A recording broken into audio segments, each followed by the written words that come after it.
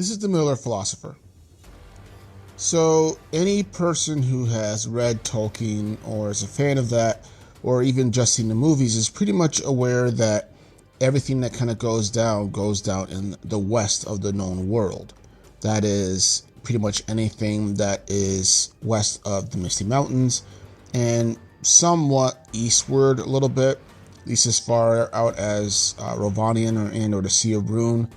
But for the most part, everything that goes down there that general direction. But we hear little to nothing about the east except certain peoples who come out from there, and as we know, the Blue Wizards who go out there during the Third Age, and more or less nothing we hear about them is generally good. And I wanted to talk about the underlying theme that I pick up from readings and watching shows that talk about Middle-earth and Middle-earth stories and what the perception seems to be. Now, I also want to make a note here that this is not a meta commentary here, so I'm not trying to make any real-world comparisons or anything to like. Also, too, I'm not saying that any of this is what Tolkien actually thought. These are just my opinions and perceptions. So, thank you. Having said that, when we think about the West, or whenever the West is kind of mentioned and everything, it's kind of mentioned in terms of light. Civilizations that are enlightened and well-developed, such as Valinor being the primary example, obviously. Numenor being maybe the second best known one. But even then, you have like Gondolin, Doriath, and during the Third Age, Gondor, Arnor for a time, and whatever. Basically, anything that is considered high-end civilization is west of the world. So we're talking about pretty much anything that is a little bit east of the Misty Mountains, but everything west, basically. And having said that, of course, we know about all the wars and everything that go down there as well, probably because of that. So, as we read and or watch these stories and shows, that's where all the action is taking place. And that's the point of view that generally that we see the rest of the world of Middle-earth from, is the point of view of the West. And the point of view of the West towards anything of the Far East. So I'm not just talking about Rovanian and the Sea of Rune area and Mordor or whatever, but I'm talking like much further than that. Areas that are barely spoken of by Tolkien. And when those come up, they are kind of spoken of in terms of, there's a general theme of unknown.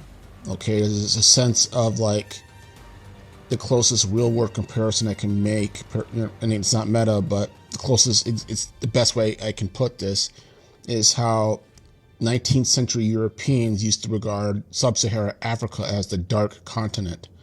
And that was more so because of just how unknown the regions and the peoples were. Europeans literally knew just about nothing about the continent beneath the Sahara Desert, because all their interactions with anything of Africa was in North Africa.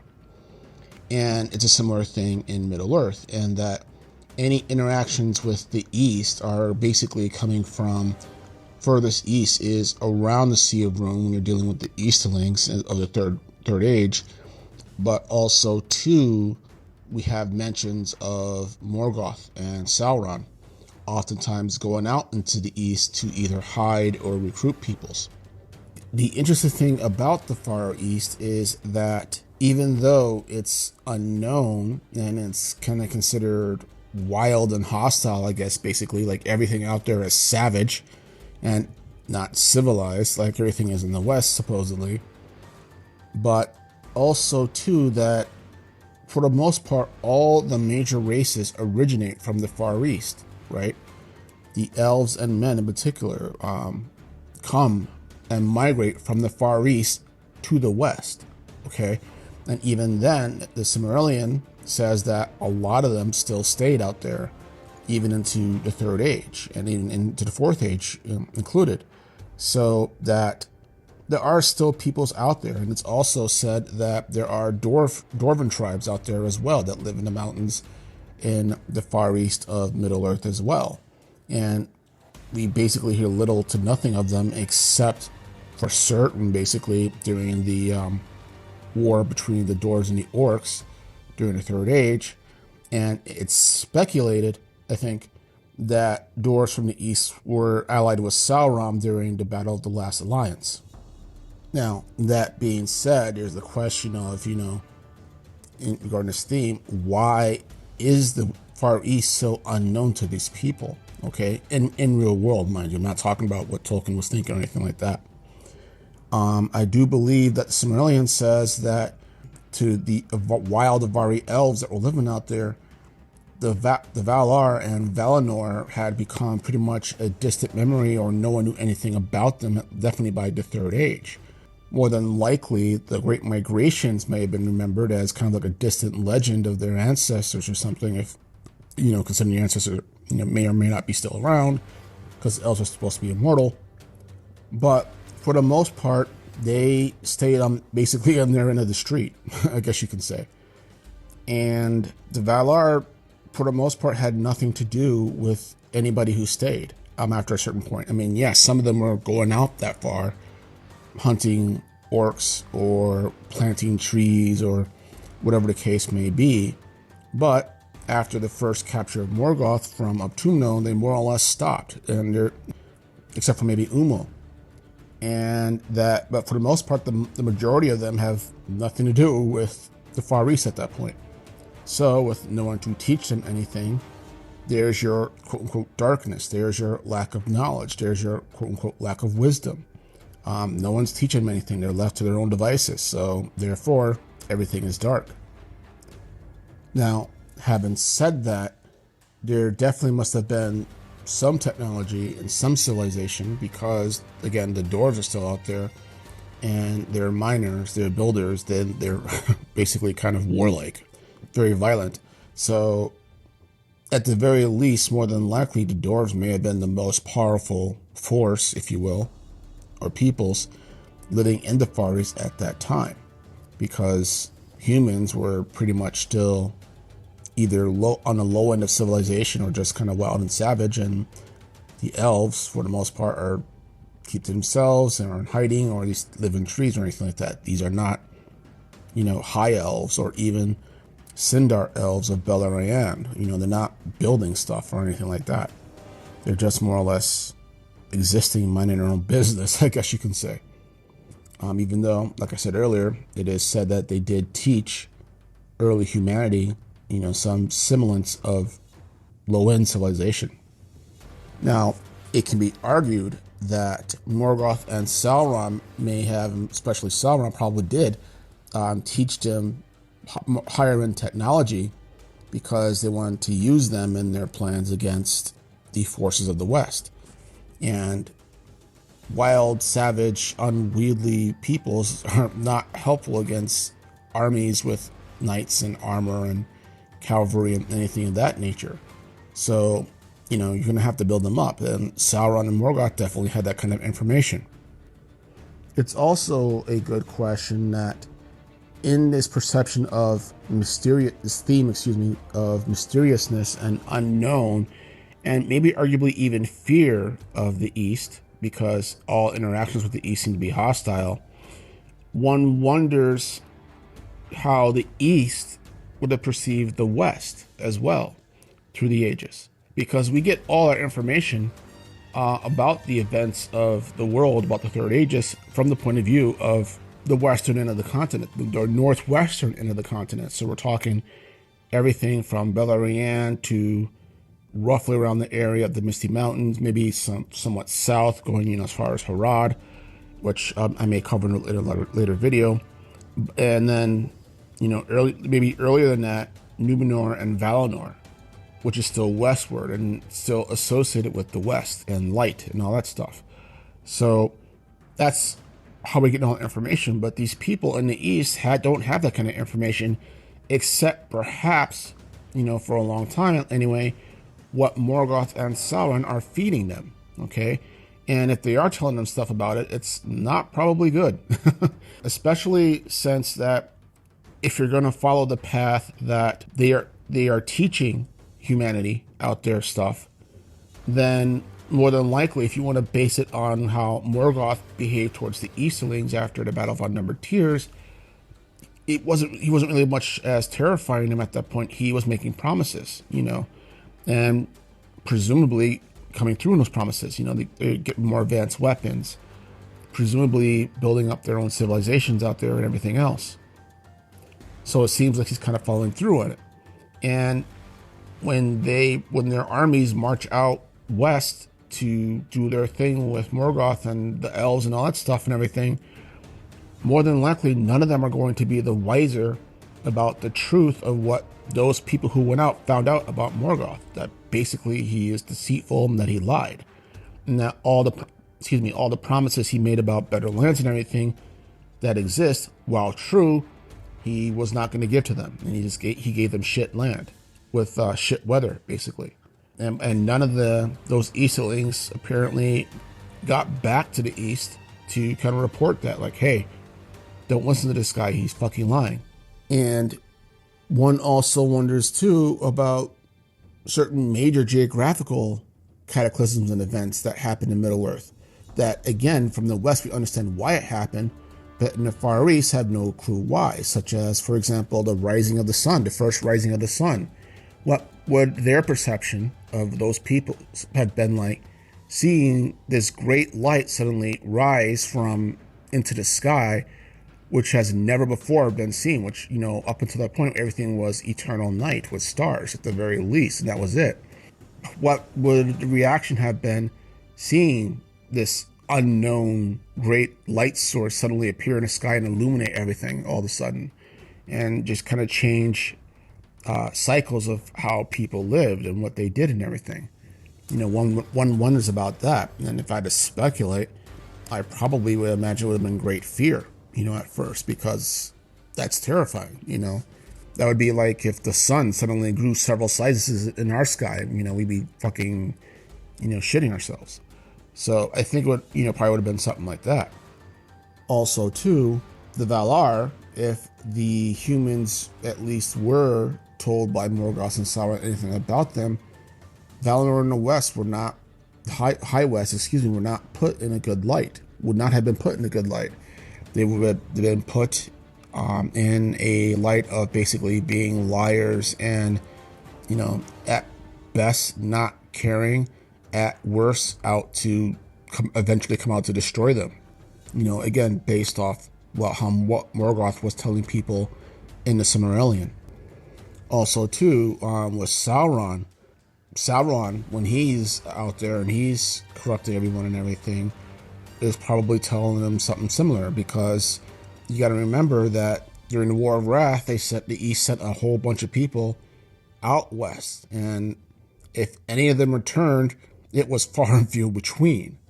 So that definitely would not have put a good light or a good spin on the West, or that there was anything positive good about that. And I imagine that, even though I think the Lord of the Rings kind of says that someone kind of terrorized him into making him their god, if I'm honest, I don't think he'd do much terrorizing, because just the events of the world in and of themselves would have done that for him. The fall of Numenor, okay, that would have been huge and incredibly catastrophic, because the whole shape of the world is changing. I mean, at the very least, with the sinking of Bellum, which is like a quarter of a continent, yeah, maybe some earthquakes may have gotten that far east, but I almost kind of doubt it. But I almost for certain there would have been some sort of weather disruption, from the sinking of a quarter of a continent. What happens when the whole world is reshaped, right? The Silmarillion talks about western shores along Gondor being inundated with tidal waves and everything. What would it have looked like on the east side of the world, where more likely that same thing was happening, right? Any coastal towns or forts that the Númenóreans may have built on that side of the world, because the Númenóreans did get out that far. So by that point, at least some civilization would have come east, would have been as unknown, but they would have been destroyed if they're by the sea, right? They would have been wrecked. Again, the sky would have been dark as hell. So it would have been terrifying, and more than likely, the West, from the perception of the East, would seem kind of like a terrifying place to be. Nothing good happens out there, essentially.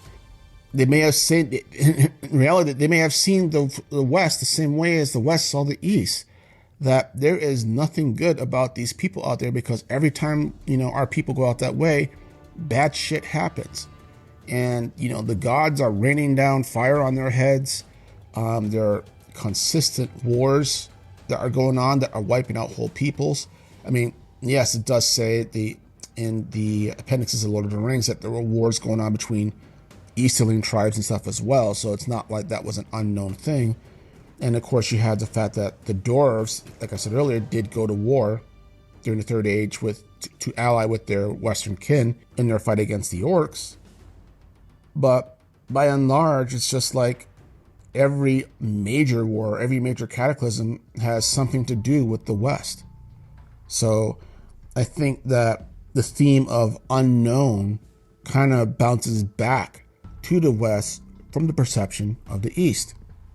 And two more major points I want to make here is that, number one, the only time that the civilizations of the East get any accurate information about the West, arguably, would have been when the Blue Wizards come out and to the far East, all the way from the far west of Valinor, and wherever Valinor is and stuff at that point.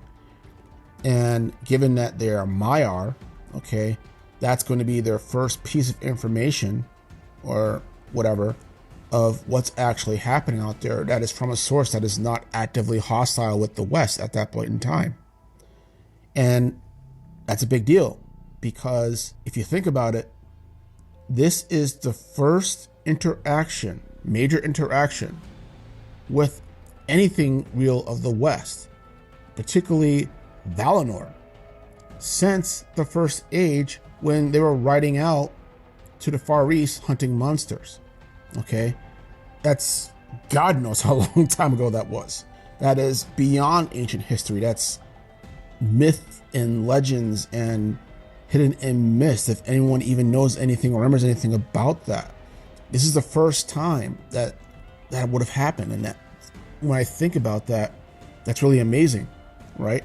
And even though there's like no real accurate information about what the Blue Wizards exactly were doing out in the Far East, much less at this point from what I hear when they went out there, it's said that the East did not send as many forces out west to fight during the War of the Ring because of the Blue Wizards' actions, unknown actions, I should say, out there. So something major went down, apparently, but we don't know what it is. And for whatever reason, Tolkien was not able or chose not to really elaborate on what exactly that was. But beyond that, the only other major interaction that would have happened would have been during the Fourth Age, when Aragorn is fighting his wars with the Easterlings at that point. Because there were wars that had occurred for a little bit after he becomes king, before he finally is able to make peace with them and basically establish to them that we don't want any beef with you, but we will fight you if you keep coming out here. And that, I think, there would have been a exchange of knowledge during that intercourse, during that battle, after that battle. And that would have been, again, another major piece of accurate information that they are receiving about what the West is actually like. Because, again, like I said earlier, nothing good comes out of the West. I mean, here's another example for you. The Númenóreans, when they went bad, it's said that they had sailed all over the world, eastward and southward and northward. So they had presumably set up locations out there, or in the beginning were teaching people out there, as much out there as they were on the western shores of Middle-earth as well. Which means that when they go bad, that they're doing the same shit out in the Far East that they're doing on the western shores as well. Which means taking slaves, becoming tyrants, and sacrificing people. So the people out there are seeing these giants of men, powerful men, take their peoples, enslave them, taking them off on their ships to some sort of far away place, never to be seen again. And at worst, if they are sacrificing people at their forts in the Far East or whatever, that they're hearing, these screams or whatever of burnings, whatever, of what's going on out there as well, and that it becomes a terrible memory. So once again, it's reinforcing that idea to the east that to the west, it's violent. The west is violent. The west is evil. Nothing good comes out of there, as I keep saying, I guess. So that's my take on the theme of the East in the world and stories of Middle-earth. And as far as in the real world goes, I know that Tolkien's primary focus was old European civilization when he was writing the books and everything. And again, that's fine. And that perhaps he was giving a little bit of knowledge to when he was dealing with the East and the South in his writings, to how the Europeans perceived those geographic locations in the real world. But having said that, I do find it interesting how there's this whole major half portion of the world that it's be interesting to get stories and perceptions from the people there, from the civilizations there, of these actions that are happening out west. What do they think is going on? Do they know of anything going on? I think you can write some good fan fiction or even do some good stories, if you want to talk TV shows or whatever, that can really explore that and not really cause a mess with like canon or anything like that. So otherwise, this is the Middle-earth Philosopher, and you guys have a good day.